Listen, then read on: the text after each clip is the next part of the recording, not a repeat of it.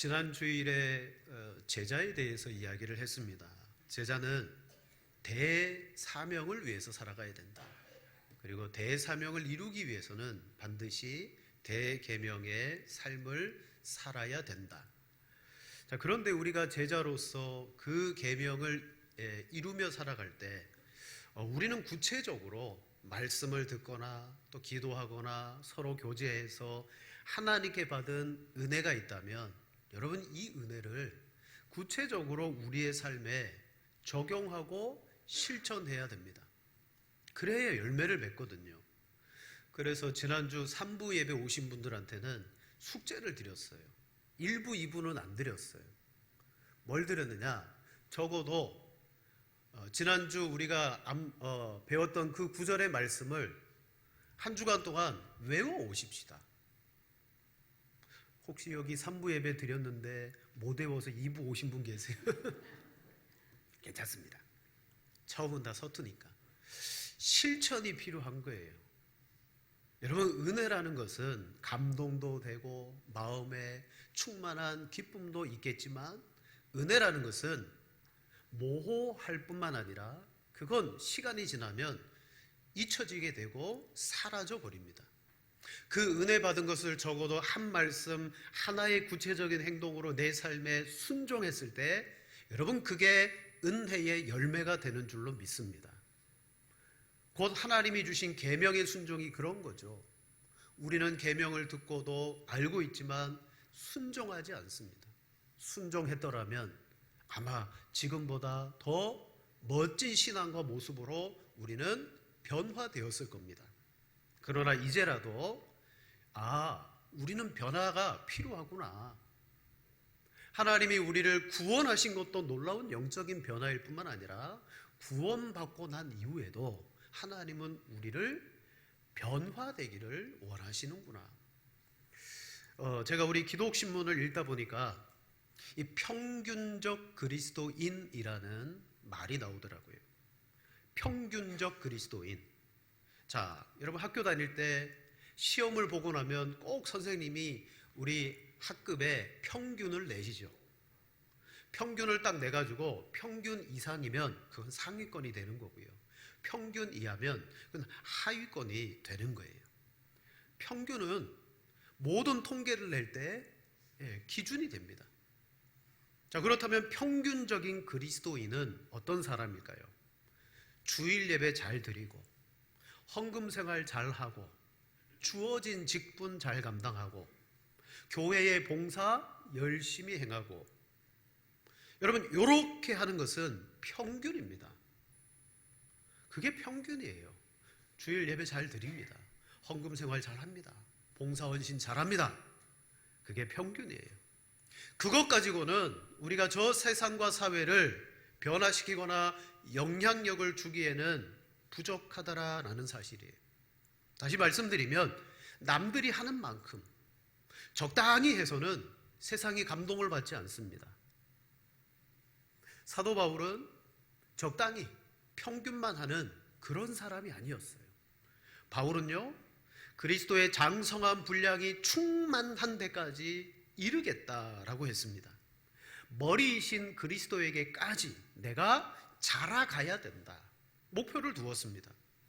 그의 삶은 자기의 삶이 아니라 그리스도의 삶이 되기 위해서 바울은 몸부림쳤습니다. 그래서 그는 많은 일을 이루었지만 내가 잡은 줄로 여기지 아니하고 도리어 잡을 것을 향하여 표대를 향하여 나아간다. 그에게는 남들 하는 만큼만 적당히 그게 없었어요. 그가 루스드라라는 지방에 들어가서 복음을 전하다가 그 이전의 도시에서 이 바울을 죽이기 위해서 유대인들이 모여서 이 루스드라에 유대인들이 몰려왔어요. 그리고 복음을 전하는 바울을 붙들어 돌을 쳐서 그냥 죽은 상태가 되었습니다. 유대인들은 그가 죽은 줄 알고 성문 밖으로 내던져 버렸죠. 그때 제자들이 이 바울 주위에 빙 둘러쌌습니다. 제자들도 바울이 죽은 줄 알았을 거예요. 근데 그때 이 바울이 일어났어요.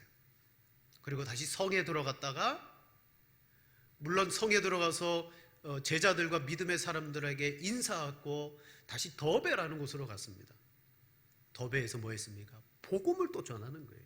그랬더니 믿는 자가 많아졌습니다. 바울은요, 적당히 하지 못하는 사람입니다. 적당히 남들 하는 만큼만 하면 성경이 말씀하고 있는 역사가 나타나지 않아요. 적어도 바울과 같이 해야 역사가 나타나고 복음이 전해지고 하나님의 놀라운 일들이 일어나는 거예요. 여러분, 우리도 신앙생활을 합니다. 그렇다면 왜 우리에게 역사가 나타나지 않습니까? 우리는 평균 수준의 신앙생활을 하려고 하기 때문이에요. 자, 초대교회 당시의 성도들을 보세요. 이 초대교회 당시의 성도들은요, 말씀을 배우고 모이고 함께 교제하고 흩어져서 살아갔을 때 그 성도들로 인해서 세상은 칭찬했고 칭송했고 허다한 무리의 사람들이 복음에 복종하게 되었어요. 근데 오늘 이 시대, 교회가 아무리 큰 게 우리 마을에 있어도 거기에 뭐 수천 명 수만 명이 모여도 세상은요 전혀 감동받지 않습니다. 그럼 누구에게 감동을 받느냐? 그들 중에 하나님의 선하심을 맛본 사람을 통하여 여러분 감동을 받게 되는 줄로 믿습니다. 우리가 예배드리고 헌금하고 세상 사람들은 전혀 모르잖아요. 근데 하나님의 그 선하심을 맛보고 세상 속에 들어가서 그 선하신 하나님을 살아내는 사람, 그런 사람을 통하여서 감동을 받아요. 애굽의 바로 왕이 꿈을 꾸었습니다. 너무 해괴망측한 꿈입니다. 애굽의 술사들에게 그 꿈을 해몽하라 그랬지만 아무도 해몽을 못하네요. 누가 이 요셉을 꿈 해몽 잘한다고 추천했습니다. 요셉이 와서 이 바로 왕의 꿈과 그 해결책을 딱 제시했어요. 그때 바로가 이렇게 말합니다. 바로가 그의 신하들에게 이르되 이와 같이 하나님의 영에 감동된 사람을 우리가 어찌 찾을 수 있으리요 하고, 그리고 나서 그를 애굽의 총리 되게 했습니다. 요셉은 하나님의 선하심을 맛본 사람입니다. 근데 엄밀히 따지면요, 오늘날 요셉과 같은 인생을 살게 되는 것, 자기 형들에게 팔리고 그 신분이 미천한 종이 되고 죄를 짓지 않았음에도 불구하고 억울하게 감옥에 들어가고 옥살이를 했어요. 여러분, 우리에게 이런 일이 한두 가지 겹치고 또 겹치면은 우리 우울증 걸릴 거예요. 공황장애 걸릴 겁니다. 그런데 이 요셉은 그 힘들고 어려운 상황 속에서 하나님의 선하심을 맛보아 하나님을 알게 되었어요. 그 결과 애굽의 바로 왕이 하나님의 감동을 받은 사람이라고 말하며 탄복하게 됩니다. 사랑하는 여러분, 하나님의 선하심과 신실하심을 맛보았다는 것은 여러분 다음과 같습니다. 말씀을 통해 하나님의 지식이 내 안에 들어오게 됩니다. 하나님의 지식이. 또 이 하나님의 지식이 나의 행위를 통하여서 나타나기 시작합니다. 그 결과 그 행위들이 하나하나 열매를 맺으면서 점점 그 열매가 나의 내적인 성품의 변화로 나타나는데, 성령의 열매, 곧 성품의 변화까지 이르게 됩니다. 그게 하나님의 선하심을 맛본 사람이에요. 하나님에 대한 지식, 하나님의 그 지식에 대한 행위의 순종, 그 순종의 반복으로 말미암아 성품과 성령의 열매가 맺어진 사람. 여러분, 이런 사람을 평균적인 그리스도인이라고 칭할 수 있겠습니까? 아니요. 탁월한 사람이라고 말할 수 있어요. 세상은 이런 탁월한 사람, 소수의 사람에게 감탄합니다. 여러분, 혹시 여러분의 삶은 이렇게 하나님의 선하심을 맛보면서 내가 변화되고 주변에 있는 사람들에게 이 변화의 영향력을 끼치고 계신가요? 우리는 먼저 회심이라는 아주 중요하고도 선명한 변화를 경험했어요. 영적인 변화죠.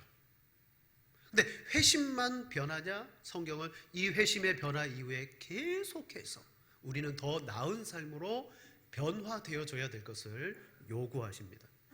자, 그렇다면 에이, 우리 이제 죽어도 천국이고 이제 예수 믿어서 나는 영원한 구원을 얻었는데 더 이상 변화되지 않아도 되지 않습니까? 이미 구원받았는데요. 또 다른 변화가 필요할까요? 필요합니다. 예를 들어 보겠습니다. 기후위기, 지구온난화, 기후재앙, 오늘날의 중요한 화두입니다. 그죠? 그래서 각국의 지도자들이 모여서 우리가 이제 화석연료를 줄이자, 탄소 배출을 줄이자, 친환경 에너지를 쓰자 이러면서 지도자들과 나라들이 머리를 맞대고 어떻게 하면 이걸 바꿀 수 있을까? 근데 그걸 다른 말로 말하면 뭐예요? 이제 우리 이렇게 살아가면 안 된다.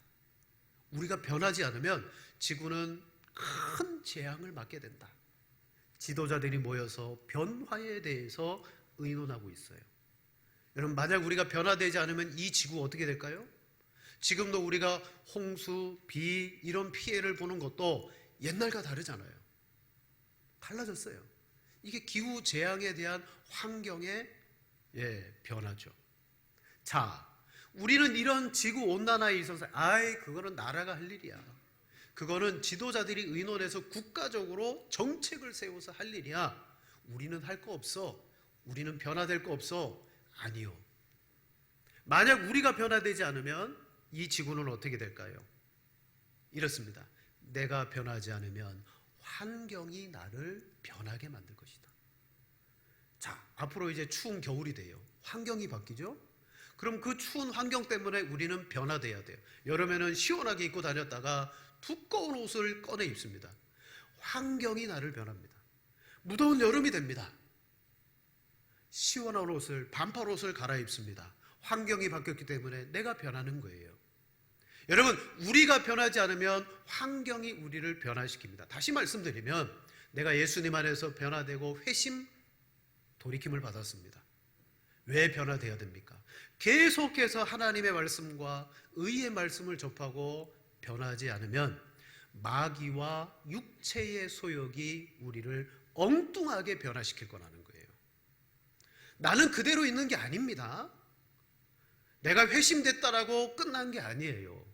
계속해서 하나님의 의로운 말씀으로 변화되어져야 되는데 그 변화가 일어나지 않으면 내 안에 있는 육체의 소욕과 마귀는 가만히 있나요? 아니잖아요. 우리를 변하게 해요. 그래서 내가 변하지 않으면 엉뚱한 것이 우리를 변하게 만들어요. 육체의 소욕은 계속해서 성령의 소욕을 거스른다라고 말하고 있습니다. 여러분, 오늘 우리가 변화되어야 될 이유가 여기 있습니다. 변하지 않는 거 구원받았다 할지라도 그것은 그 사람에게 재앙이 될 수 있다는 거예요. 자, 첫 번째로 우리는 구원이라는 놀라운 영적 변화를 받았습니다. 우리 고린도후서 5장 17절 같이 한번 읽겠습니다. 그런즉 누구든지 그리스도 안에 있으면 새로운 피조물이라. 보라, 새 것이 되었도다. 아멘. 예수님을 믿고 예수님을 영접한 사람은 성령을 받아서 마귀의 자녀에서 하나님의 자녀로 엄청난 변화가 일어났습니다. 내 인생의 영적인 운명이 바뀌었습니다. 그걸 회심이라고 말합니다. 근데 회심 이후에 영적인 변화만 바뀌었느냐? 아니요.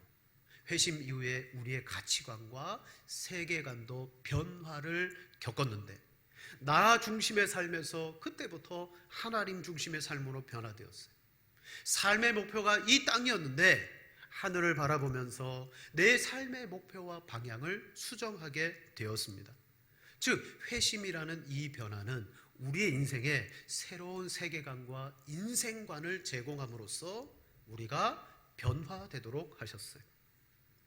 여러분, 분명히 여러분을 아는 사람들에게 예수 믿기 전에 내 모습과 예수 믿은 이후의 내 모습이 그들 앞에 분명한 차이를 보여야 돼요. 보일 수밖에 없어요. 누가 보더라도 저 사람 완전히 변화됐어. 저 사람 예수 믿기 전에 이랬는데 예수 믿고 난 다음 눈에 띄게 바뀌었어. 그게 회심의 효과입니다. 정말 내가 예수님을 믿었다면, 하나님의 자녀가 되었다면 누구든지 알 수 있을 정도의 변화가 일어나야 됩니다. 초대교회 성도들은 사도들에게 가르침을 받고 그 변화가 일어났어요. 그래서 교회 밖에 나가서 사람들 앞에 살아가니까 사람들이 놀라는 거예요. 칭찬을 마다하지 않습니다. 믿는 자들이 우리도 믿어야 되겠다라고 몰려들어요. 그러나 회심을 했지만 평균적인 그리스도인으로 살아가는 사람에게 있어서는요, 여러분, 그런 것을 찾아보기가 힘듭니다. 우리는 신앙생활만 적당히 하는 거예요. 교회 안에서 예배생활, 교회 안에서의 삶은 그렇게 해 나가지만 가정을 변화시키거나 세상을 변화시키거나 나로 말미암아 뭔가 영적인 역사들이 일어나지 않습니다. 그러나 우리 안에는 이미 회심의 변화가 일어났기 때문에 계속적인 변화를 주님께서 주시기를 원하세요. 누가 이 변화를 여러분 경험하게 되느냐? 하나님을 맛보아 아는 사람이에요. 자, 우리 로마서 12장 2절 말씀 같이 한번 읽겠습니다. 너희는 이 세대를 본받지 말고 새롭게 함으로 변화를 받아 하나님의 선하시고 기뻐하시고 온전하신 뜻이 무엇인지 분별하도록 하라. 아멘. 11장까지 구원의 교리에 대해서 설명하고 이게 구원입니다. 이게 의입니다. 여러분은 이렇게 믿어서 구원받았습니다. 그러므로 여러분 이제부터 변화를 받으셔야 됩니다.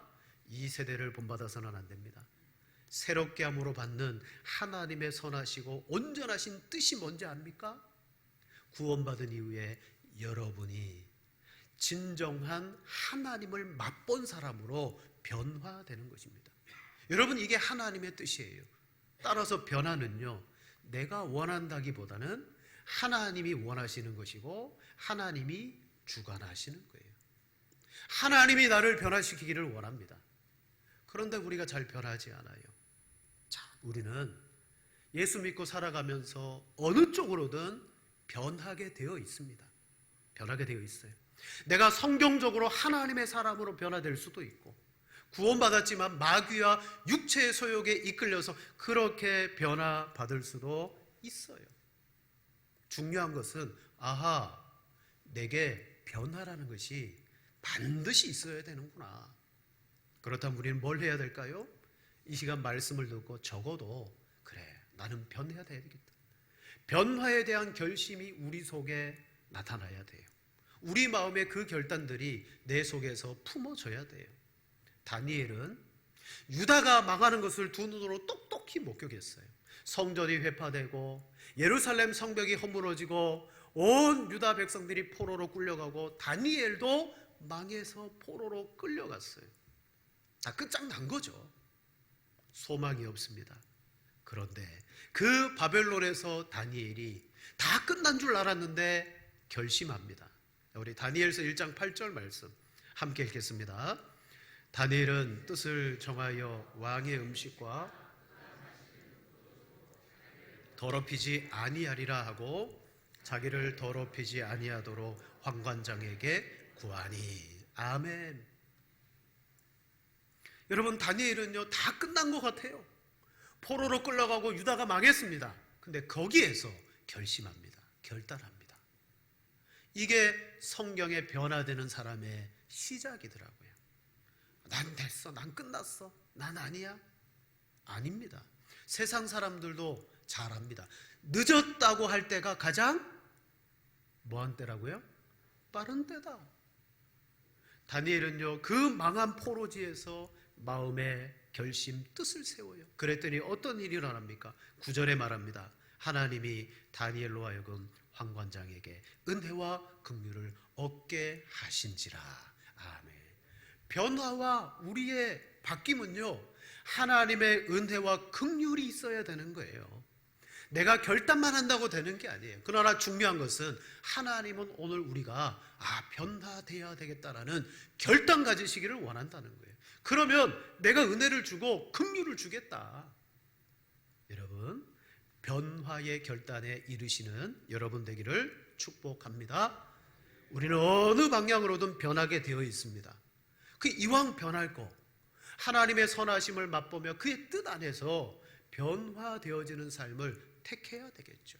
자, 두 번째로 그렇다면 무엇이 나를 변화시킬까요?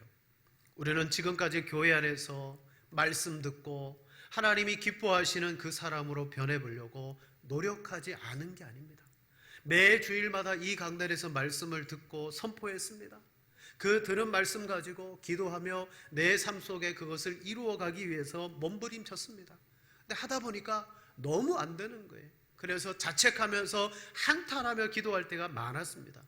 성경의 지식도 많이 배웠습니다. 하나님, 예수님, 성령님, 천국과 지옥, 많은 성경의 지식을 우리는 가지고 있었습니다. 그럼에도 변화가 잘 일어나지 않더라고요. 왜 그랬느냐? 변화를 교회가 개인의 몫으로 알고 스스로 변화되도록 개인에게 맡겨준 거예요. 개인에게. 그러니까 변화는 내가 돼야 되는 거고 내가 힘써 몸부림쳤어요. 자, 가령 천국에 대해서 교회에서 가르쳐줬어요. 여러분, 천국은 들어갈 곳인데 이렇게 좋고 아름답고 영화로운 곳입니다. 천국은 그런 곳입니다. 지식을 배우잖아요. 그리고 천국을 어떻게 가르쳐야 되느냐? 지식으로만 가르치는 게 아니라 그 천국을 이 땅에서 누리며 사는 것이 성도입니다. 그때 그 성도에게 천국이란 이렇게 살아가는 것입니다 라고 실천 가능하고 구체적인 것으로, 적어도 이번 주간에는 천국을 여러분 이렇게 한번 살아보십시오라고 과제를 드리면 그때 비로소 그걸 순종하고 행할 때 천국은 이런 곳이구나 맛보게 되는 거예요. 그걸 맛본 사람은요 열매를 맺게 되고 그 열매를 맺은 사람은 변화되게 되어 있습니다. 하지만 천국은 너무 좋은 거야, 은혜 받고 감동하고 돌아갔어요. 다음 주에 왔습니다. 그 은혜와 감동은요 싹 사라지고 없습니다. 보십시다. 우리나라가 초고령화, 저출산 심각한 수준입니다. 나라에서 수백조 원을 쏟아붓고 정책을 세웁니다. 근데 효과가 없어요. 수백조 원을 썼는데 효과가 없어요. 왜 효과가 나타나지 않을까요? 우리나라 국민들이 그건 나의 문제가 아니야 라고 강 건너 불구경하고 있기 때문이에요. 즉, 큰일 났다, 우리 변화돼야 되겠다, 저 우리 문제다, 나의 문제다, 그러면서 그걸 내 문제로 끌어안고 구체적으로 그러면 난 뭘 할 수 있지? 라고 할 때 여러분 거기에 변화가 일어나는 거예요. 그렇지 않으면 그냥 돈은 돈대로 쓰고 아무런 효과가 없습니다. 우리는 하나님의 거룩한 사람으로 회심되어졌습니다. 이미 변화가 일어났고 계속적인 변화는 어떻게 나타나느냐? 오늘 이와 같이 듣는 하나님의 말씀을 듣고 그 말씀을 구체적으로 내 삶의 행함으로 순종해 나아갈 때 그 이후에 그것이 내 성품의 변화로까지 이어지게 될 줄로 믿습니다. 우리는 이 일을 위해서 날마다 듣고 배웁니다. 그런데 변화되지 않잖아요. 실은 학교에서 가르치고 교회에서 가르치고 우리가 뭔가를 배우는데 왜 가르치고 배울까요? 그 목적이 어디에 있을까요? 가르치고 배우는 것은 변화를 위하는 거예요. 변화 때문에 가르치는 거예요. 변화 때문에 배우는 겁니다. 그래서 가르치는 사람도 어떻게 하면 저 학생들을 변화시킬까? 그래, 가르치는 교수법을 연구하는 거예요. 배우는 사람도 어떻게 하면 내가 배운 것을 내 삶의 변화로 만들 수 있을까? 그래서 배운 것에 대해서 실천해보고 고민하는 거예요. 그게 제자로서의 삶입니다. 주님이 오늘 우리에게 이런 말씀을 주셨구나. 그게 다 계명의 말씀에 다 들어있는 거예요. 그걸 구체적으로 우리는 순종할 때 그게 열매를 맺어서 너희가 열매를 많이 맺으면 내 제자가 되리라 라고 하는 말씀이 그때 비로소 이루어지는 겁니다. 하나님의 말씀을 듣고 그 말씀을 행할 때 하나님의 선하심을 맛보아 알고 그 맛본 사람이 또 어떤 삶을 살아가느냐? 변화의 갈망을 가지면서 어떻게 하면 하나님의 선하심을 계속 내 삶 가운데 맛보며 살아갈 수 있을까? 자, 예수님께서 요한복음 6장에 놀라운 말씀을 무리들에게 가르치십니다. 내 살을 먹어라, 내 피를 마셔라. 나는 하늘에서 내려온 생명의 양식이다. 나는 생명의 음료다. 너희가 내 살을 먹고 내 피를 마시지 아니하면 너희는 영생을 얻을 수 없다. 놀라운 말씀을 주셨거든요. 근데 그동안 함께 따라다녔던 제자들이 이렇게 말합니다. 이 말씀이 어렵도다. 누가 들을 수 있느냐? 수군거려요. 예수님께서 제자들이 수군거리는 것을 아시고, 자, 이 수군거리던 사람들이 두 번 다시 예수님께 오지 않고 제자라는 사람들이 떠나가고 다 오지 않았어요. 그때 베드로와 제자들에게 말합니다. 너희도 가려느냐? 네, 베드로가 놀라운 말을 하죠. 주여, 영생의 말씀이 주께 있사오니 우리가 누구에게로 가오리까? 우리가 주는 하나님의 거룩하신 자이신 줄 믿고 알았사옵나이다. 아멘. 떠나간 사람은 떠나갔는데 이 제자들은 우리 왜 갑니까? 우리는 갈 이유가 없습니다. 왜냐? 영생의 말씀을 우리가 받았습니다. 우리는 주가 하나님의 거룩하신 자인 줄 믿고 알았습니다. 이게 뭐예요? 예수님이 하나님이신 줄, 그 선하심을 맛보아 알았습니다. 우리는 맛보아 알았기 때문에 떠나가지 않습니다. 우리는 계속해서 양육받고 변화받기를 원합니다. 사랑하는 여러분, 우리는 무엇으로 변화됩니까? 무엇이 나를 변화시킵니까? 하나님의 말씀이거든요. 하나님의 말씀. 지금까지 들어왔던 말씀이에요. 근데 그 말씀이 지식의 말씀으로 끝, 마음의 감동의 은혜의 말씀으로 끝 아니에요. 베드로와 제자들의 고백처럼 우리는 주님을, 그 선하심을 맛보아 알았습니다. 그러기 위해서 오늘 말씀 듣고 우리가 이 말씀을 내 삶 가운데, 오늘 말씀을 들었는데 주제가 변화인데 변화, 내가 어떻게 하면 이 변화를 실천하지라고까지 나아가지 않으면 그렇게 나타날 수가 없는 거예요. 말씀을 많이 듣는 거 때로는 소용이 없을 때가 있어요. 여러분, 말씀을 듣고 하나님의 은혜 가운데 내 삶에 실천하시는 여러분 되기를 축원을 드립니다. 그러므로 마지막 세 번째로 교회와 성도가 추구해야 되는 것이 바로 이 변화입니다. 교회는 성도들이 거듭났다 그래서 저 사람 거듭났어 됐어 이게 아니에요. 거듭난 순간부터 뭐 하느냐? 이 사람을 말씀으로 하나님의 일꾼으로 변화시키기 위해서 양육하고 훈련하는 것을 여러분 목표로 하는 거예요. 목표로 해야 돼요. 가르치는 이유가 뭐냐? 배우는 이유가 뭐냐? 변화다. 그렇게 변화할 때 세 가지의 변화의 모습이 나타난다고 오늘 성경이 우리에게 가르칩니다. 자, 본문 말씀으로 한번 보겠습니다. 첫째, 자, 우리가 이렇게 잘 가르치고 배울 때 어떤 변화가 일어나냐면, 첫째는요, 하나님의 뜻을 아는 지식의 변화입니다. 본문에 4절 말씀, 9절 말씀. 너희로 하여금 모든 신령한 지혜와 총명에 하나님의 뜻을 아는 것으로 채우게 하시고 라고 말했어요. 우리에게 하나님의 뜻을 아는 것으로 채우게 해달라. 무엇으로? 신령한 지혜와 총명으로 라고 말합니다. 모든 변화는요, 지식이 있어야 변화됩니다. 지식이 없으면 변화가 안 돼요. 지식은 그 사람의 삶에 그대로 나오거든요. 바울이 복음을 전하다가 예루살렘에서 붙들렸어요. 베스도와 그 총독들에게 복음을 전합니다. 각하여, 저처럼 이렇게 결박된 것 외에는 각하도 예수님 믿고 구원받기를 원합니다. 바울아, 내 지식이 너를 망하게 하였구나. 바울이 가지고 있는 지식이 그를 옥에 갇히게 하고 그를 죽게 하고, 여러분, 바른 하나님의 지식이 있어야 그의 삶이 나오는 거예요.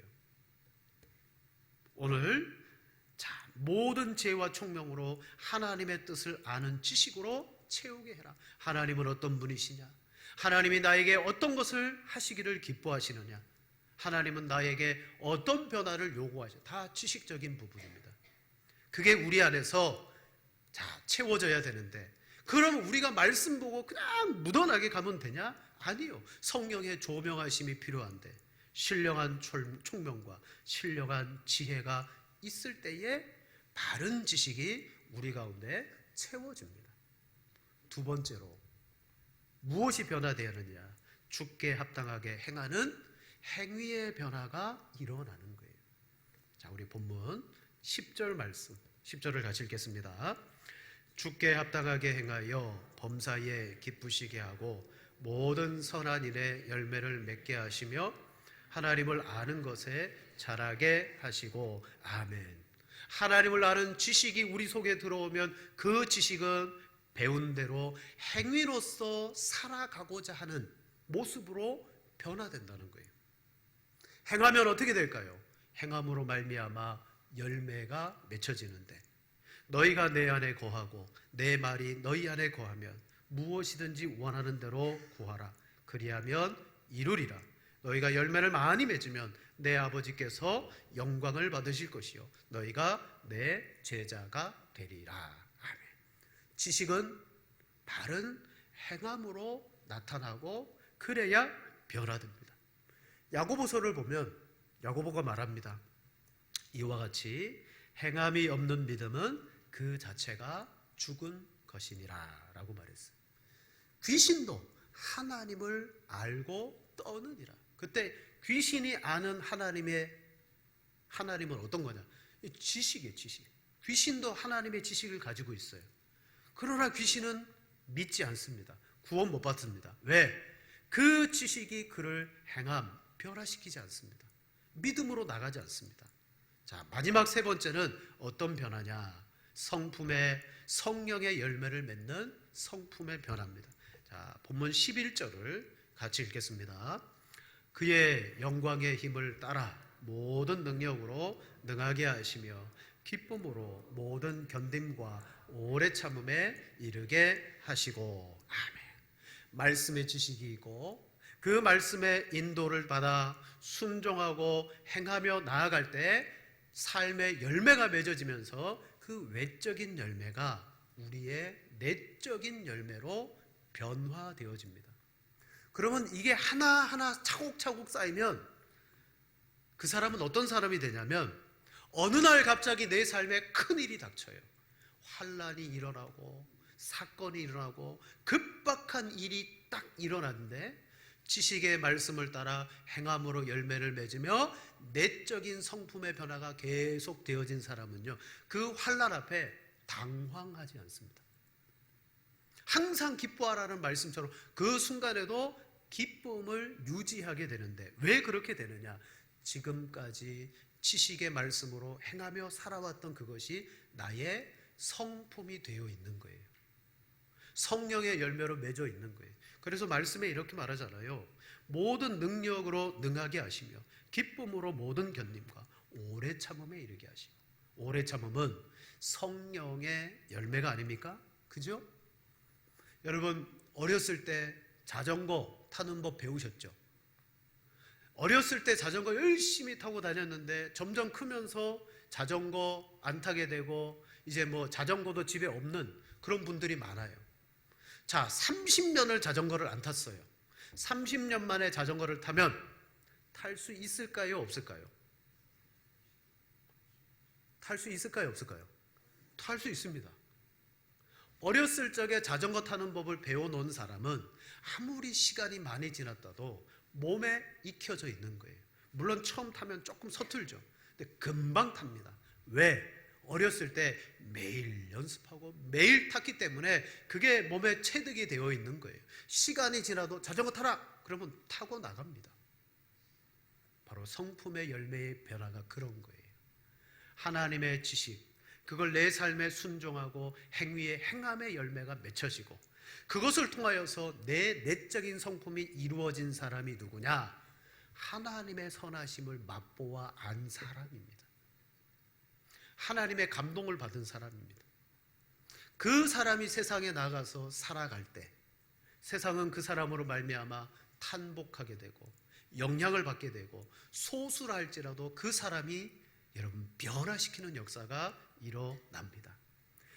1년 52주 꼬박꼬박 예배 빠지지 않고 이 예배에 나와서 예배드리고 헌신하고 봉사하고 수고하는 거 여러분 잘 아시는 거예요. 그러나 거기에만 머물러 있다면 그것은 평균적인 그리스도인입니다. 성경은 우리에게 그런 삶만을 원하지 않으세요. 하나님은 선하신 분이다. 하나님의 그 기뻐하신 뜻이 무엇인지 아느냐? 그것을 알고 그 하나님의 선함을 맛보아 내 삶에 살아가는 사람으로 변화되기를 성경은 원하고 계십니다. 말씀을 마치겠습니다. 여러분, 제일 변하기 힘든 게, 제가 이렇게 설교해도 제 자신임을 잘 알고 있습니다. 우리 자신입니다. 너무 변하기 힘들어요. 다른 사람에게는 너 왜 안 바뀌냐라고 가르치고, 그리고 막 꼬집습니다. 그렇게 하면 안 된다고. 근데 안 변하잖아요, 우리가. 그러나 변화되는 길이 분명히 있습니다. 자, 성경은 우리에게 반드시 변화되라고 말합니다. 왜? 내가 변화되지 않으면 환경이 나를 변화시키든지 육체의 소욕이 나를 변화시키든지 우리는 분명히 변하게 될 거니까. 그리고 우리를 변하게 하는 능력의 말씀이 있어요. 그 말씀을 통하여 바른 믿음의 지식과 바른 순종의 행함을 통해 열매 맺어 보십시오. 그러면 그것이 여러분의 삶에 인격의 열매와 성품의 열매로 나타나게 될 것이고, 어느 순간 여러분은 세상을 변화시키고 바꾸는 사람으로 사용되게 될 줄로 믿습니다. 자, 이것을 이제 다음 시간에는, 그러면 이게 우리가 구체적으로 교회 안에서 어떻게 이 변화가 진짜 나타날 수 있는가, 그것을 함께 고민하고 또 나누는 시간이 되기를 바랍니다. 평균적인 그리스도인에서 하나님의 뜻에 선하심의 사람, 맛보는 사람 되어지시기를 축복합니다.